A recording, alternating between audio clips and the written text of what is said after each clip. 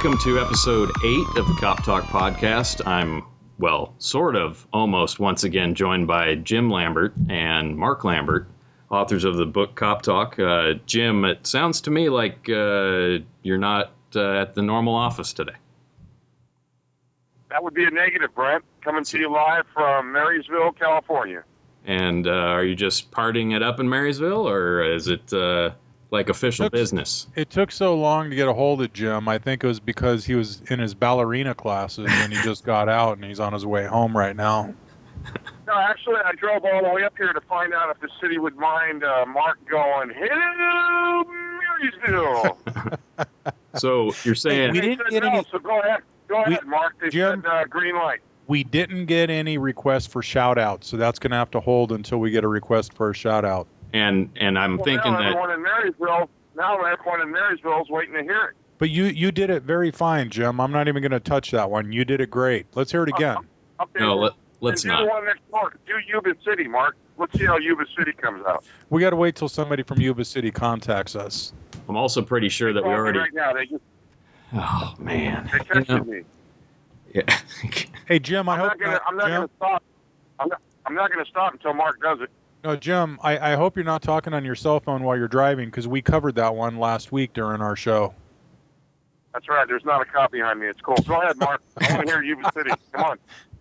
No, so what were we going to talk about, Brent? All right, so I think. Mark. Hello, Yuba City. So thanks to Jim, now we've lost all of our listeners, because I'm sure whoever left from last show has now completely left, because now it's just a freaking shout-out show. So, last week we kind of ran out of time. So this week we're going to catch up to where we were before and discuss some of the things that we didn't get to last week. And the first of those things, unless you have anything other than what local news, I think we'll dive right into this stuff. I assume you don't have anything? Yeah, what's going on in Yuba City, Jim? I'm in Marysville. Yeah, well, you were talking about Yuba City. Hey, actually, in the news, I read there was a where is it? Let me see if I got it still on my line. There's one I want to cover, but let me scroll down. Well, you can look for it. Let's start. Here it is. I just found it. Don't rush, Brent. Be patient. Oh, let's not go. I've heard that you're not a very patient person. Oh. A burglary suspect came up with a creative explanation after he was found dangling from the ventilation system of a Maryland convenience store. He told police he was playing hide and seek. Cecil County Sheriff's deputies said the owner of a BP convenience store in Northeast was opening up Wednesday morning when he spotted a pair of feet dangling from a duct. Deputies responded and freed a 20-year-old man. Deputies said the man removed a ventilation cover and crawled through the vent before getting stuck and setting off a fire extinguisher that sprayed powder throughout the store. The man told deputies he was playing hide and seek on the roof with other adults and decided to hide in the ventilation system. He said the other players couldn't figure out where he was and stopped looking for him. Cops found him. Yeah. Yes, they did. Don't play hide and seek with the cops. That's the answer to that one. Right. And then the other one, I think, did we cover this one? Let me try to find it here again. What is it? I'll Jim? be happy to tell you if you're wrong. Well, I know Jim's going to have a lot to say on this. You still there, Jim? I think so. Hello, Jim. Yeah. Jim's on There it is. Yeah, he's on the delay that they fake on the news to make it sound like you're coming from a long way away. Right. So if Jim says something inadvertently, we might have time to bleep it. Yeah. Did we cover this one Mark about... learned a new big word. Inadvertently. Mark learned a new big word. That's awesome. I've been studying that one to use it tonight, Jim. Sheriff Joe makes inmates pedal to watch TV. Did we touch on that or no? No, we did not. This guy's my hero. I love this guy. We need a sheriff like him in every county. Maricopa County Sheriff Joe Arpaio, I don't know how to pronounce it, has started a program. Whatever. Has started a program he calls Pedal Vision, in which inmates pedal stationary bikes to generate electricity for television sets. The bikes are customized to turn on connected TV sets once inmates at Phoenix's Tent City Jail pedal enough to generate 12 volts of electricity. An hour of pedaling equals an hour of television. The sheriff said inmates only will be able to watch television if they choose to pedal. He said he started the program with female inmates because they seemed more receptive. The only exercise they were getting was speed walking around the tent yard. He said television gives them a reason to get moving and a way to burn calories. This is the same guy that makes his inmates dress in pink, and he makes them live in tents. And if they complain about the heat or the food, he goes, think of our military. So this guy's a hero in my eyes, but for him to make them pedal to get TV, that's great. I remember Jim telling me that the local county jail, they had a big riot because the inmates couldn't decide on what they wanted to watch on TV, and they threw all the TVs off the balconies and broke them on the floor. And what'd you say, Jim? The next day they had new TVs in there again? Yeah, I'm thinking Sheriff Joe probably wouldn't have gone for that. Yeah. Yeah. That when you told me that, I was saying, man, if they broke their own TVs, I'd say, fine, you guys can knit now for a while or crochet or something. You're not getting TVs. But Jim said the next day, all brand new TVs in there. That's because TVs keep inmates quiet. So do tasers. Yeah, that's true. And gas. But whatever. So,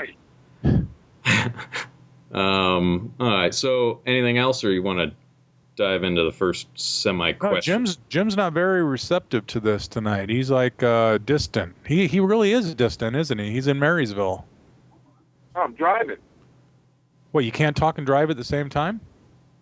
No, there's this girl on the side of the road wearing a short dress, and she was flagging me over for something, but I don't know her, so I'm a little nervous. I think I'm just going to keep driving. I think she was waving you off, Jim, not trying to flag you over. No, she was waving me over. Okay. You can keep thinking that. Oh, wait. Oh, now there's a police officer contacting her on the side of the road. Oh. Hey, Jim, why don't you stop and do a live broadcast, a remote live broadcast for us, and we could hear how the officers are helping the person. Now they're frisking her on the hood of the car. I don't want to go anywhere near there. All right. Jim, here's an idea. What do you think, Brent? You know, we talked about... I think I didn't stop. Mark. Yeah. Right, Jim. Hey, here's like the thing, that, Brent. stop him. You know, we had talked about traffic stops, what to expect when a cop stops you, what he's going to ask for, what to do. Ready? I'm thinking if Jim speeds up to about 90 and he gets pulled over, he could do a live broadcast of a stop and pretend he's not a cop, and we could hear what the cop says and what Jim does, and we can get a whole live stop out of this. What do you think? Yeah, I don't know if I like that idea, Mark. I like your other one better because we also talked about who terminates a pursuit. I think maybe I shouldn't stop, and we'll see how far they really take the pursuit angle. Yeah, that we could do that. And then they put we talked about spike strips too, and we might be able to see how well they work on your vehicle. Yeah, all right, thanks. How'd Jim get shot up? He was trying to outrun Marysville PD. He was trying to do a live broadcast for our show. They thought they were using their taser. Okay, I think we're getting out of. Yeah, that's what you call a rat hole. That's what we just fell into right there. So the first question, and since Jim is actually driving on one of those roads, is what's the difference between city, county, and state police? And what can each of them do in any of those areas, or possibly in any of their other areas that they might be going through? Well, they could all write tickets. That's an excellent question, and since I'm in Marysville, why don't we use that as an example?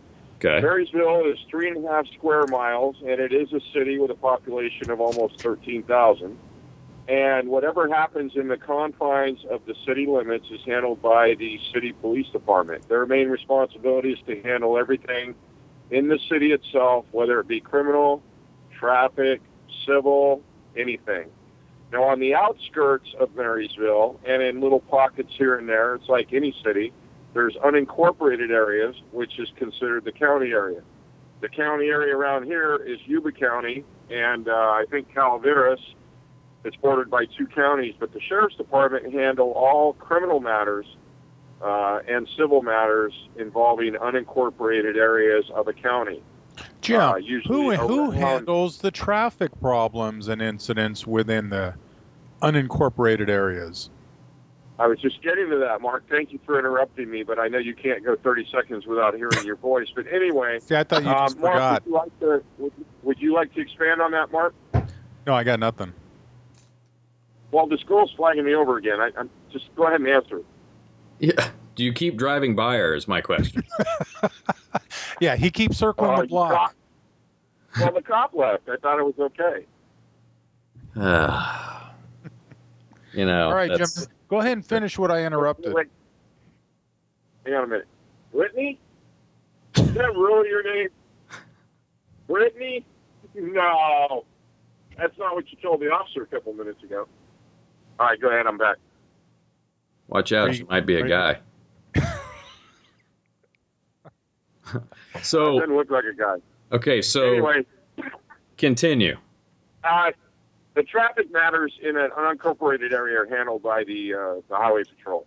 So if you have a traffic collision or a DUI arrest, now a sheriff's deputy very often makes a stop on a car. I mean, they could stop cars for any reason, just like CHP. But if something is like a traffic collision or a DUI, the sheriff's deputy will request a CHP officer respond to take over the DUI investigation. So basically, any traffic matters for speeding, collisions, DUIs, whatever, it's handled statewide on the county level in unincorporated areas by Highway Patrol. Anything else handled within an individual city is handled by the city police department. Okay, so I'm on the freeway. I'm speeding. I'm talking on my phone on Skype, and I get pulled over by a city cop. Is he going to write me a ticket? Yep, fair game. Anywhere in California. So city, I think Jim just must have run into somebody or got out and talked to the girl. So city, county, state, whatever, law enforcement has jurisdiction to basically do law enforcement in all of California.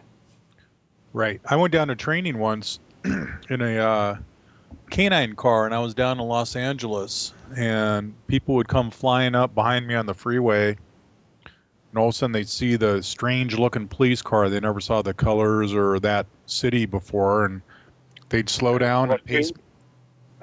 They'd slow down and pace me for a while, and then they'd slowly pull away. But if I wanted to, I mean, I could make stops anywhere in California and write tickets. But most officers aren't going to get involved in something much out of their jurisdiction unless it's pretty important. Well, if you did write that ticket all the way in L.A. and you were from the Bay Area, where would you go to court? L.A. There you go. Hey, I tell the department you gotta fly me out there. Yeah, I'm pretty sure the sergeant's not going to approve. Yeah, it wouldn't go over very well. Now, where are you going? We were talking about the highway patrol on the freeway handles everything on the freeway. I remember there used to be an officer that worked in a city alongside the freeway, and he would get bored in this small, quiet city. So he would sit on the freeway on-ramps, and he would chase down cars on the freeway and make drunk driving arrests almost every night. Does that sound familiar, Jim? Sorry, I was talking to Brittany. What was the question, Mark? No, it wasn't really a question. He was just ratting you out that you used to snipe on the highway. You used to poach on the freeway at night. I used to Skype on the freeway? Yes. That would be illegal. Poach.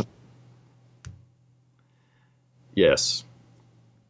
I love the delay. I was only kidding. Seriously, I was kidding. God. Jim, you better watch it. She asked if I was a police officer. I said, yeah. And then she friggin' split. Jim, you're going to get picked up for solicitation here. I'm actually just going to... Where in Marysville are you, Jim? Because I'm pretty sure I know some guys up there. Anyway, go Jim, ahead. just give her your address, and you can meet her after the show. Yeah. She split. She's gone. That's good, because she's starting to annoy me.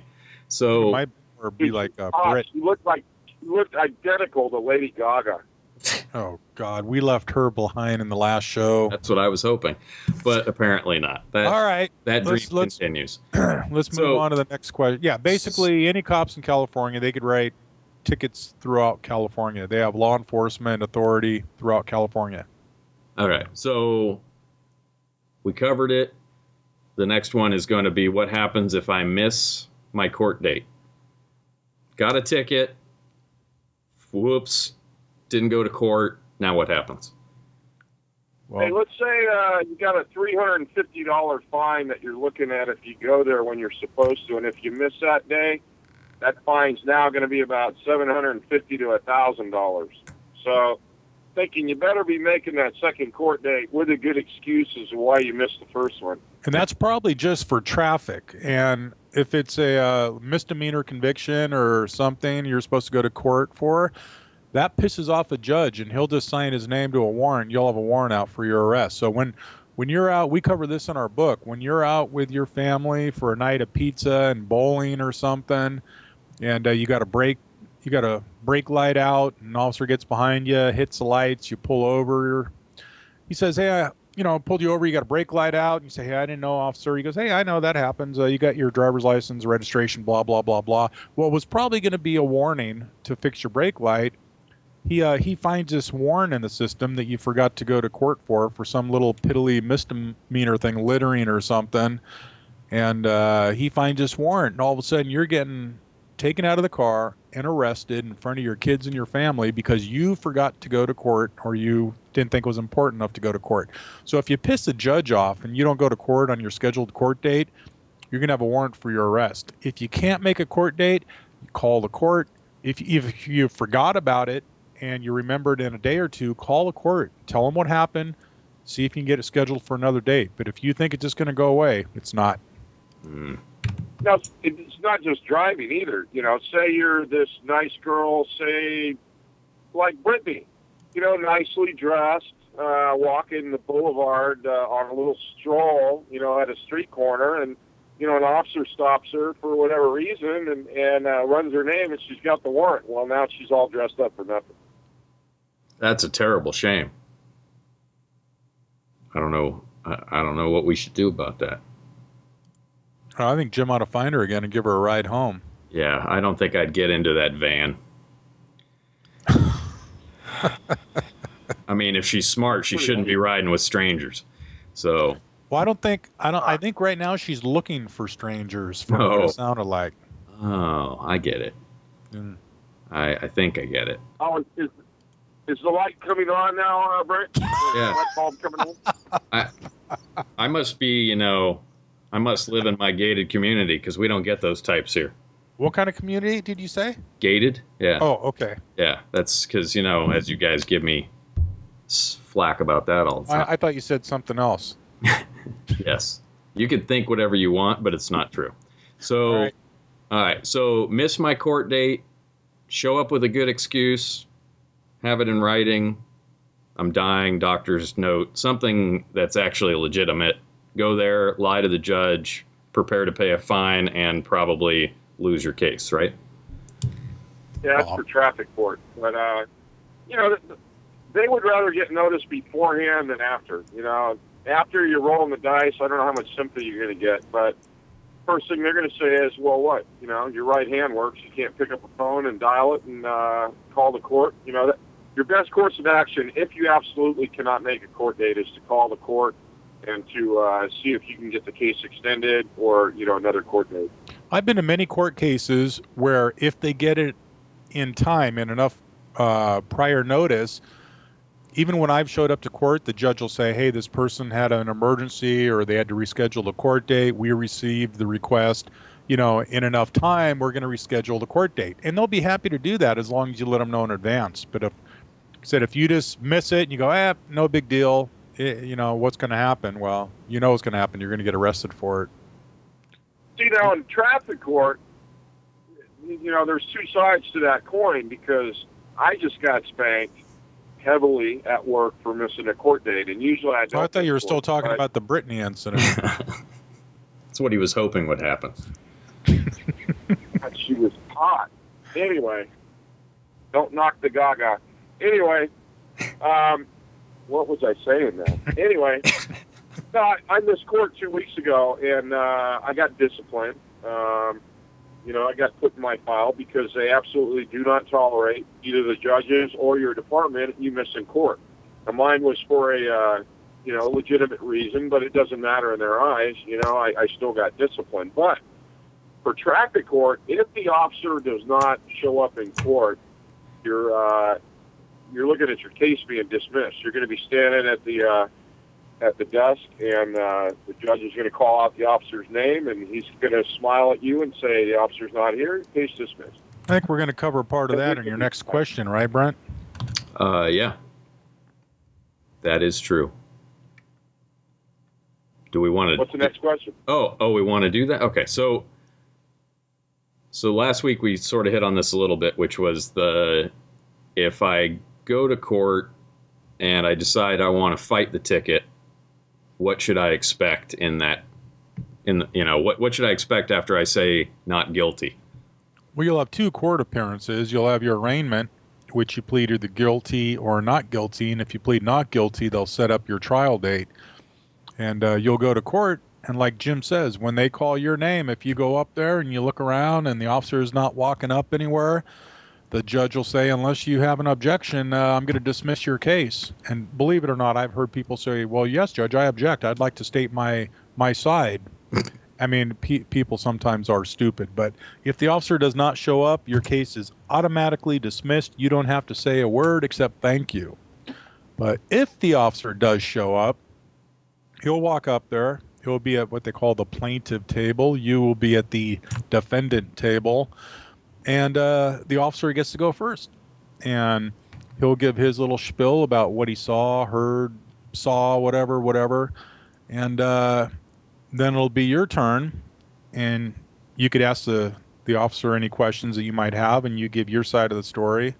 And then the judge will decide. And the worst thing people could do is go there and try to argue with the officer, call him a liar, interrupt the officer, because that just makes the judge mad. But let the officer say whatever he wants, and you'll have your own time to say something without being interrupted. So and then the judge makes the decision. Again, that's a two-way street, because if the officer is in there with a pompous attitude or is belittling to the motorist, I mean, the judge ain't going to dig that either. So, there's sides to that coin.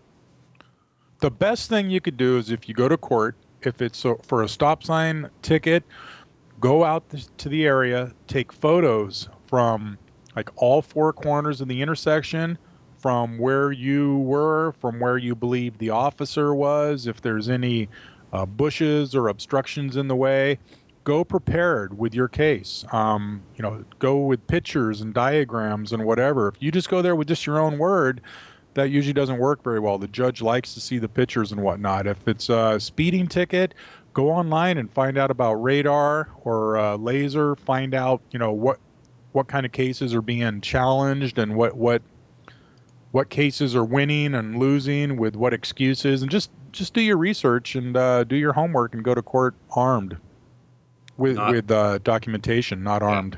Not literally. Yeah. Hey, Mark. Hey, Jim. Mark, I have a question. Does the judge show any favoritism to people who live in gated communities? I do pay his salary. Yeah. No, I think sometimes he finds that, they're kind of pompous and blown out of proportion. So I think it goes the other way. All right. Yeah. But people need to realize, just keeping it real in response to what Mark said, if the officer doesn't show up, it'll be dismissed. But we're under strict guidelines, which is why I got disciplined. The police department does not take kindly to officers. In the old day, 15, 20 years ago, if you blew off traffic court because it was in the middle of your days off and you were at Lake Comanche water skiing, it was no big deal. No one cared. But it ain't like that no more. No, you get written up. You get written up if you don't go. And the only time the cops don't show up now is if they're stuck on a major incident in their city, or if they're sick, or they have an emergency. That's the only time you won't see the officer in court. It doesn't matter if it's his day off or what. He'll be there if he doesn't have an emergency or if he's not tied up on a call somewhere. So, what do you do? Dial up 911 and call in a bomb scare before your court case? Yeah, thanks, Brent. There you go. Oh no, but he'd actually have to be working that day. So it could be that's a really rolling the dice. Only someone from a gated community would pick that up. And not to mention that when they trace the call back and the black Suburbans pull up in front of your house, Can't get in. There's a gate. then you'd get your own court date, and you'd find out what happened if you missed it. I got security here. They'll take care of that. Okay. Open the gate, FBI and federal agents. Brent, they can't have a visitor pass. They can't protect. They can't protect the ducks in the pond. How are they going to protect you? I'm sorry you don't have a visitor pass. That would be awesome. Has the person have they called you in? No, haven't called down yet. Oh, well, you're not getting in. So, all right. So, I think we can add one or two other quick questions here since we got a little bit more time left. So, fighting the ticket, just to wrap it up. What's the best like 3 things that you can do if you're going to go in to fight your ticket that you can do to hopefully successfully win your case? Hey, here's a suggestion. Don't go in looking like friggin' T-top rapper with your pants down around your friggin' knees, with your butt cheeks hanging out, wearing a friggin' floppy belt and a red hat on sideways backwards. If you go in there dressed to impress, wearing a suit or looking presentable, it's going to make an impression with the judge. You go in there looking like a friggin' thug and you got nothing coming.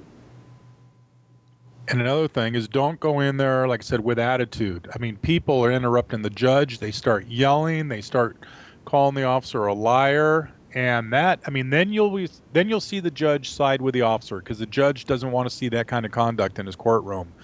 If you watch Judge Judy at night, watch what happens when somebody pisses her off.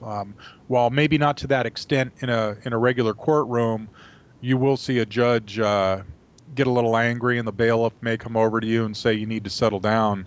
I've seen people kicked out of courtrooms, and I've seen people taken out in handcuffs. It just go in there with respect. I mean, you're in a courthouse. You're not in somebody, out in the front of somebody's house yelling or screaming at them. You're in a courthouse with a judge. Well, and don't interrupt. They can take you to jail.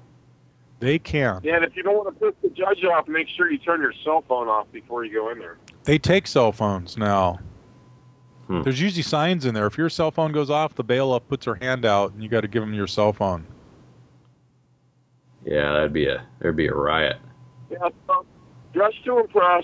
Fighting the ticket's kind of a poor choice of words. It's more of contesting the ticket.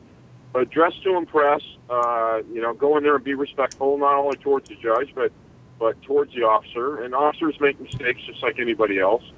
And then I think the last thing is what Mark touched on. If you're prepared and you show the judge that you took the time to go out and take photographs and...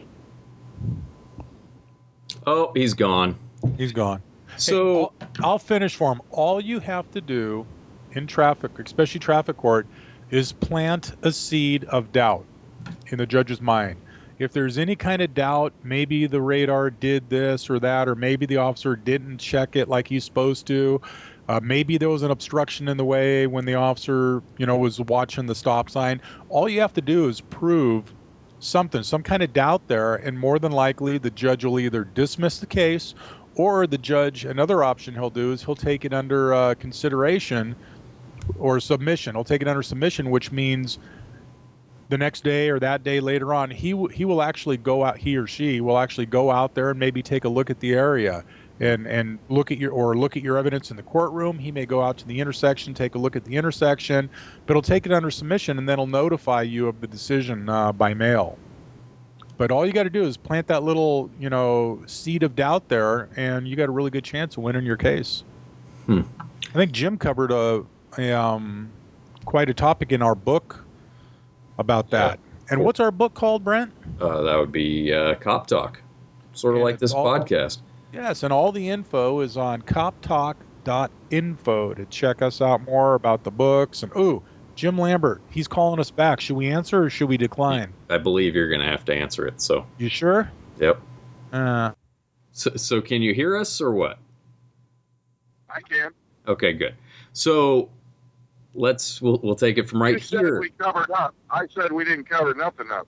So 118. So now that Jim's back, what we can do is that Mark and I covered the topic of, well, he basically filled in where you dropped out. So now that you're back on the road and driving again illegally, we'll roll into the next quick question and then probably just wrap it up. I have had a few people ask me about searches on vehicles, and I don't know if that's something that we want to cover today or if that's something we should use a little bit more time for. Oh, we could touch on it. Yeah. Today. Okay, so let's start the first thing about searches, which is I just got pulled over for whatever reason. A cop comes up to the window and says, "I'd like to search your vehicle." What is that person? What's the next step? Well, there's going to be a couple of reasons. Thanks for interrupting, Jim. No, go ahead, Mark. I mean, I should have known you were going to fire off first, but go ahead. Well, hey, this ought to be about 20 minutes. Right, just give me a call back when Mark's done. Well, considering since Jim jumped into the first three questions, I thought I'd try to get a word out, Yeah, well, why don't you just go ahead, get it out, because Jim probably drive off the road anyway. Now, there's going to be a couple of different reasons why I'll do that. One is going to be just consent. Maybe he thinks there might be something in the car. He's going to ask you for consent to search the car. You could say yes, you could say no. The other one's going to be probable cause. If he walks up and he smells an odor of marijuana coming out of the car, or he sees something in plain view, he's going to pretty much have a right to search that car. He's really not going to need consent in that situation. So there's a couple of different. So I tell you, no, you can't search my car, cop. Doesn't that? I would think that would be bad. Well, you could see your car driving off on the back of a tow truck, but technically, if the cop doesn't have probable cause, if it's just consent, he just fishing for something, and you say no, he really doesn't have a right to search your car without a search warrant. You as the citizen shouldn't feel obligated to allow him to search your car? Well, if you got nothing to hide, most people say sure, go ahead. A bag of crank into the front seat. That's only your car. So Brittany left it there. The only tool that's not going to let you search your car is A, someone that's got something to hide, or B, someone that hates cops and authority and doesn't think it's right that you're searching their car. Right. Most people that aren't breaking the law say, no, I've got no problem with it, officer. So comply is what you're saying. Usually the best thing, yeah. Because normally when an officer is asking to search a car, he's, the little old lady going to church on Sunday, he's not going to ask to search her car. The family that's going out for pizza, no suspicions other than... Why not? She ought to get searched like everybody else. That's profiling if you don't search her. And get the 90-year-old out of the car, sitting on the curb, search the car. There you go. So after go to Police Link and look at the video where the cop tackles the 90-year-old lady that had a knife in her hand, and the community was in an uproar saying they didn't have to do that, but she was holding the knife saying she was going to slash people. So you can go to Police Link and look at that one. So equal opportunity. Anyway, before I was so rudely interrupted by Jim, the family out for pizza gets pulled over for a brake light out. The cop's not going to ask them to search the car. The cop's going to search the guy. He's out 2 a.m. driving around. What are you doing in the area? Just looking for a friend. What's your friend's name? I don't remember. Where does he live? I don't know. Somewhere 2 streets over. I mean, that kind of stuff. Or if it's a known drug dealer that has dope on him every other day, if the cop smells something in the car, those are the ones he's gonna want to search the car. What's he gonna smell in the car? Alcohol, marijuana. It's for medicinal purposes. It's all right. Yeah, but if it's all right, then you search the car and you're good to go. Exactly. And So, how about the alcohol for medicinal purposes? I had 10 Budweisers for medicinal purposes. All open on my floor. So, and I've seen that. So that's. And the other thing is if you get arrested for a warrant. If you get arrested for a warrant or they tow your car, you don't have a license, you're an unlicensed driver. But I mean, if you're going to tow the car, though, you're going to search it anyway. Yeah, that's called an inventory search. The officers have to search it. So basically, if you have a bag of crank under your front seat and then happen to have 20 pounds of meth under your back seat, or 15 barrels of whatever in the trunk, then they're going to find it. Yep. So you might as well that's 3 months. That's at least 3 months probation there. Yeah. For which one? The 27 pounds of gasoline in your trunk? I think that's terrorism. So that's the thing though with a person walking down the street. A search of the person.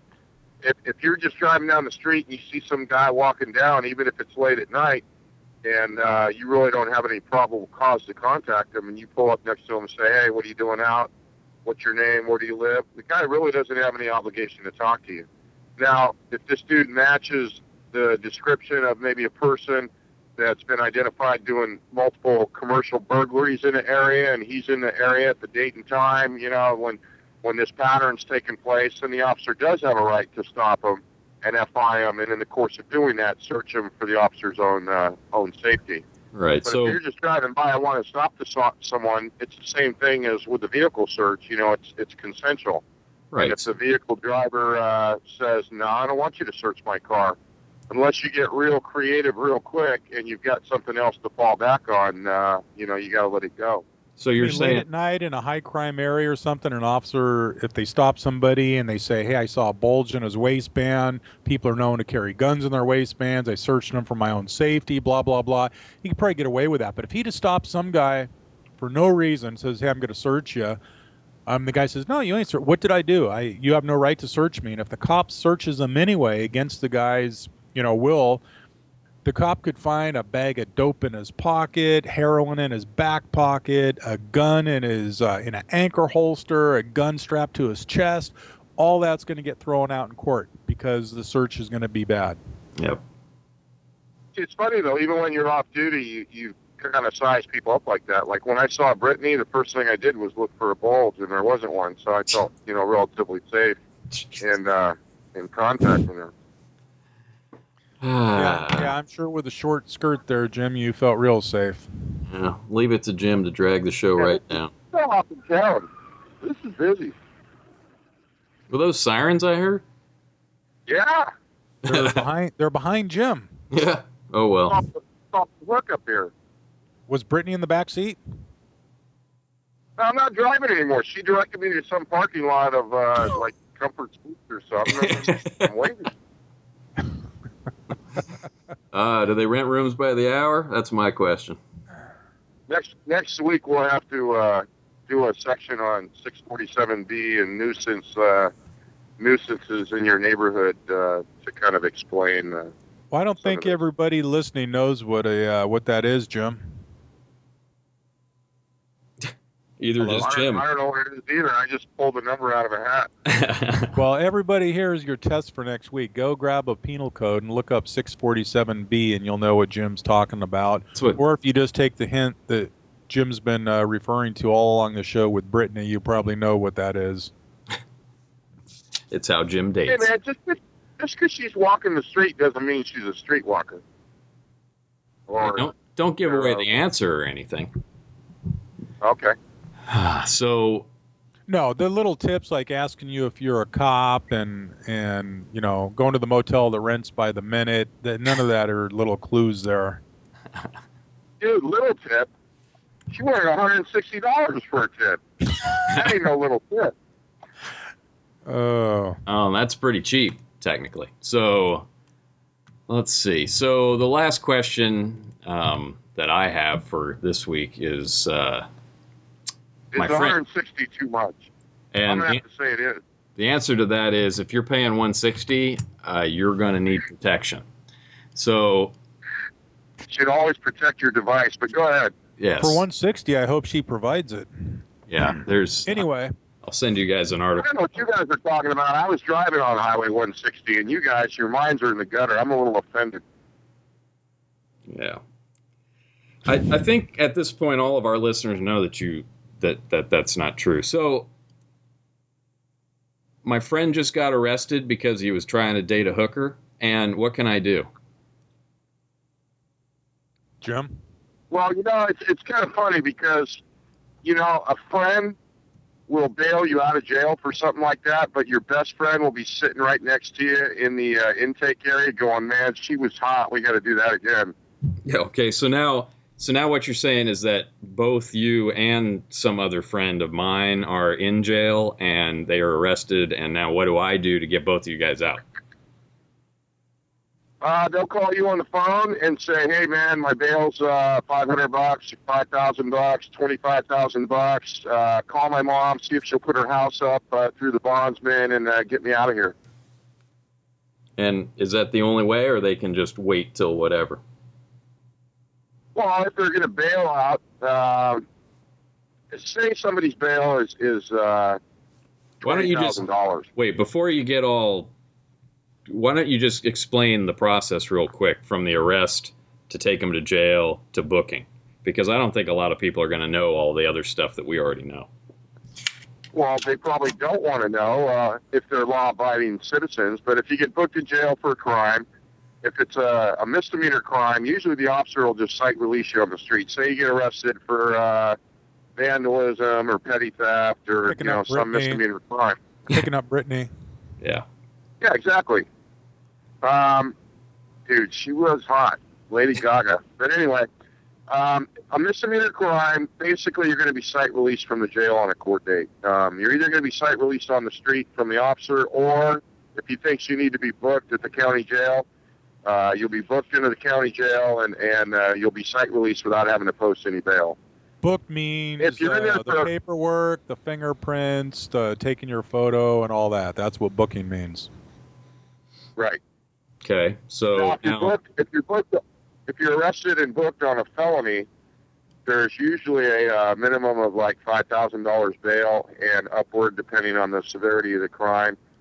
And you can bail out, except for violent crimes where bail is denied, like murder and serious bodily injury crimes. But you can bail out, and if your bail is like, say, $20,000, or even $60,000 for, they're not going to cite release you for spousal abuse.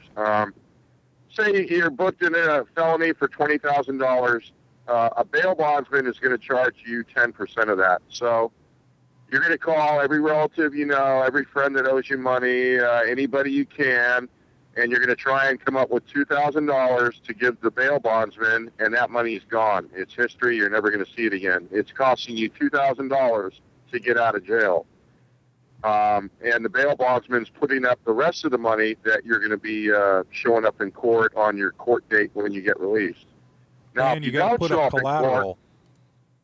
You got to put up collateral, which is usually, I can't believe like some parents do it, but I guess blood is thicker than water. There's nothing more frustrating than seeing a repeat criminal who just doesn't get the message, and mom and dad are repeatedly putting up the title on their house as collateral or a vehicle or something else, and having to pay for the friggin' low-life idiot that keeps getting himself arrested. But anyway, if that was my kid, I think he'd be doing his own time his own way. But anyway, otherwise, you either pay the full bail or you go through a bondsman and you show up on the court date. And if you don't show up on the court date, then all that money, you don't get any of that money back whatsoever. And you're basically digging yourself a big hole because there's going to be warrants out and everything else for your arrest. Any punishment or time being incarcerated that you were looking at is probably going to be doubled if you don't show up on your court date and they have to issue a warrant. So it gets to be a mess. And if you don't post bail, you do have a choice. If you get booked on a felony, usually in my area, in my county, the DA's office has 72 hours to file charges. Usually if you're in on a dope arrest, where, like, say, a white substance like crank or coke has to be analyzed by the crime lab, that usually is a lengthy process. Oh. Did we really just lose him again? Because he was really... I'll close this out real quick because he's going to try to call and disconnect us. Oh, I mean... What he was trying to say is normally if you get arrested on dope, a lot of times you got to analyze it and send it to the lab. So they'll release you pending the test results. And once the test results come back positive, they'll put a warrant out for your arrest and you get picked up and go to court. One thing we talked about getting missing a court date. A a lot of times the judges will get pissed if you miss a court date, and so they'll put out a no bail warrant for you. You can get a warrant issued for your arrest. It's a no bail, which means you go to jail and they're not going to take a chance on you not showing up again. You're just going to sit in jail until you get to see a judge. Yep. Yeah, that's I've been there. I've seen the not been in jail, worked at the jail. Jim's calling. He's calling you? I just heard it ring. No, that's I was trying to ring him back and he didn't. Oh, okay. So, we'll just watch and see if he comes back on. That's what happens when you're, remote reporting. That's what you get. So, I mean, I've seen the bail guys work and do all that kind of stuff, and I think people, you can lose a lot of money for doing something stupid. So, absolutely, like Jim said, a lot of parents, poor little Johnny, he's going to change one day. His life's going to turn around one day. I know he's 38 years old right now and jobless and in and out of jail, but maybe one day he'll change. And, they just keep posting bail for the guy. They put up their house as collateral, and, they'll lose their house, they'll lose cars, and it just, I don't have a kid. I know what my answer would be. See you on Monday. Yeah. Pretty much. You can see when you get out. I'll put a little bit of money on your books. You can spend 3 days in there and enjoy your candy bar. So, all right. Well, I mean, we can. If Jim doesn't, I don't think Jim's going to call back. But we can. I think he's looking for Brittany again. He might have found her. Maybe that's why he's gone. Maybe that's why. So next week, I think we'll push a couple topics to next week. This Arizona immigration law thing, still haven't had time to actually sit down and look at any. That's still a political hot potato, but yeah, we may be able to touch on that. Yeah, I think touch on it is about all I want to do, and then we'll move on. But and then I think next week we might do what we did on the last episode, which was go into a couple more things that really just tick us off. So, yeah, that's exactly. We got a few of those. Now, did Alex from Kansas call with write you with his address for the free book? Nope. Oh, now I'm mad. He kept telling me. Might not have downloaded the show yet, so don't rule it out yet. That's true, because he was saying he wanted us to cover that topic, and now that that's a free book in the wind right there. So as with everything. So Alex, if you're listening, write us with your address so we can get that free book out to you. Yeah, because I'm going to be sending out a couple other books this week too, so that'd be a good opportunity. For $5,000, we'll autograph it. Yeah, what the heck? Well, I mean, just send cash to me, because I don't take checks. But so to close this week out, let's take a second to talk about the site. So the site, there's been some recent posts on there out of the book, added a couple new sections on there, added a story of the week from you that we had from a couple weeks ago. Which one was that? I can't remember the topic off the top of my head, but I know you sent an important something. One. It was, that's because they all are. But basically, ton of free information there. CopTalk.info. You can ask us questions there. If you submit the questions and we use them on the show, then you get a book. So if that you can do all that through email or Twitter or however you want to do it, and other than that, I think we can wrap it up unless you have anything else, Mark. Just give us some ideas. If there's a topic that you want us to cover, something you don't understand, something you want to know what to do better regarding law enforcement. If you read about something in the news that you don't understand why the cops did that, write into us, and we'll answer that. We'll touch on that. We'll answer any questions you have. Give us new ideas so we can keep on going. And let us know your location so we can give you one of our little shout outs like what we did in the beginning of the show. Yeah, they're becoming famous. So, the funny part about this is Jim back? No. I think he is. Oh, he's back. He snuck in. I didn't even see it. So Jim just accused me of throwing him off the show because we got tired of hearing him. So that's actually not true. We all love Jim. But that's what you were saying when Jim was gone. I know, but he's going to have to listen to the show to actually hear that. So the beauty of this is that we're actually wrapping the show up, Jim. But since you're back, do you have anything else to add to any of these topics that we talked about today? I got nothing. Well, then what do you call back for? Yeah, Brittany wanted to say goodnight to you guys. Can you get her on? She's talking to another car right now. Oh, so it's like a drive-through service? Well, All right, Jim, get a few good questions from Brittany, and maybe you could explain the bail process to her so later tonight she'll understand it. Okay. So from all of us at Real Office locations to our remote co-host Jim and to his new best friend Brittany, I think we'll all sign off then for tonight. Good night, everyone. Stay safe. Stay safe, everyone. Good night. Bye.